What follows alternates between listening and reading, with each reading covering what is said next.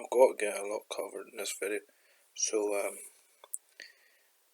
I've been a bit late with my recordings. I haven't done the Joe Daniel Dubois post-fight yet.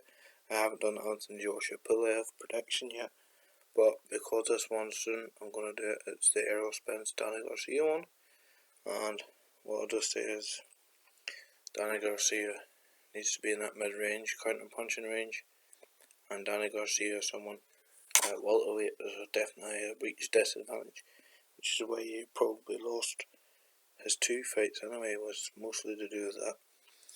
And he needs to time that left hook, which is the best punch he has timing on.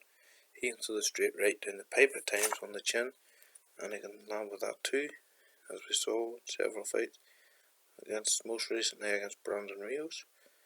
But I mean, Errol Spence, he has a good way of positioning his feet where he makes it feel like he's actually in punching distance whenever he's not as close as you think.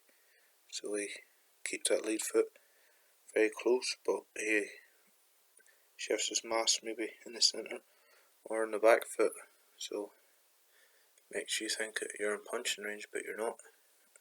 And it's mentally draining style of fighting. Alexander Usyk has the same thing, and Canelo to a degree has it too.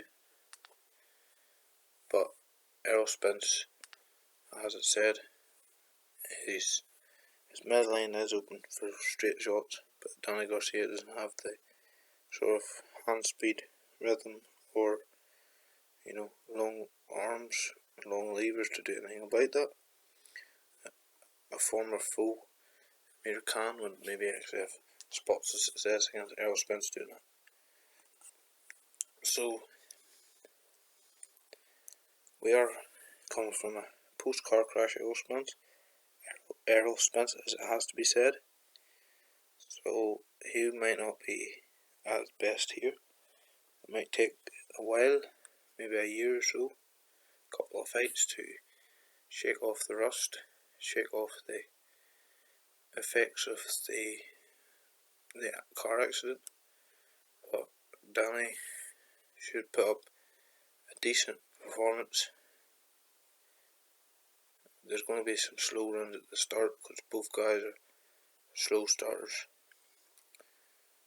Do I see a stoppage?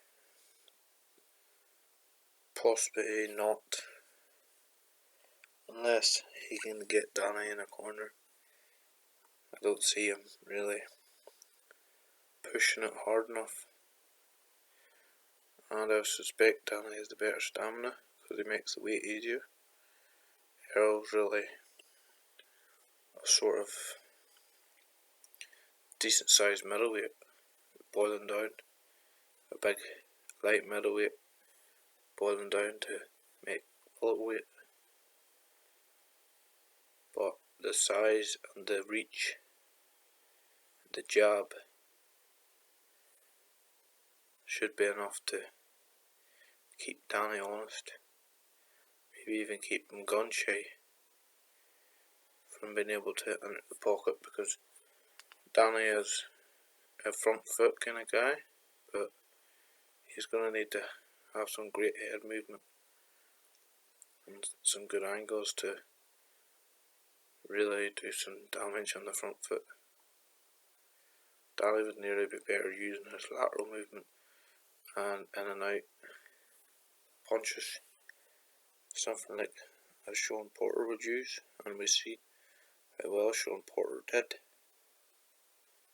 So I'm going with Errol Spence by a decision, but not a white decision, maybe like, I don't know, 3 or 4 rounds, points difference. So that's all.